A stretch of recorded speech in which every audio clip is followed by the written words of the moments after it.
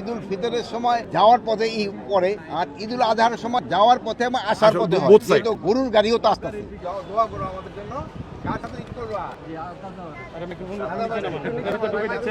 আমি আপনাদের আশ্বস্ত করতে পারি কোনো ধরনের সমস্যা হবে না। আইন শৃঙ্খলা বাহিনী কিন্তু তারা পুরোভাবে তারা প্রস্তুত আছে যে কোনো পরিস্থিতি মোকাবেলা করার জন্য। প্রপার ধরনের ব্যবস্থা নেওয়া হয়েছে, পর্যাপ্ত নেওয়া হয়েছে। তারপরেও ধরেন যে যেহেতু বৃষ্টি বাদলের সময় এইভাবে একটু কিন্তু যানজট হয় আমাদের দেশে, যেহেতু কন্টিনিউয়াস বৃষ্টি হয়ে যাচ্ছে, এই বৃষ্টি একটু কমে গেলে আমার মনে হয় না কোথাও কোনো অসুবিধা হবে।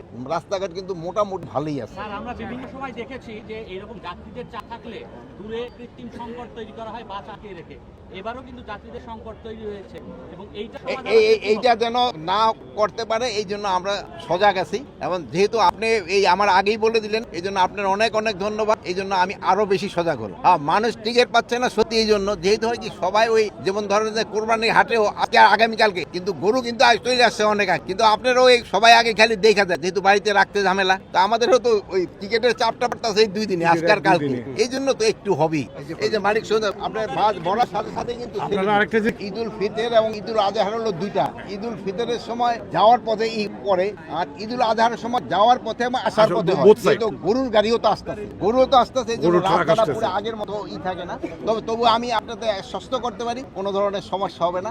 আইন শৃঙ্খলা বাহিনী কিন্তু তারা পুরোভাবে তারা প্রস্তুত আছে যে কোনো পরিস্থিতি মোকাবেলা করার জন্য। দেখতে পাচ্ছি না। দোয়া করো আমাদের জন্য। কার সাথে ঈদ করবা?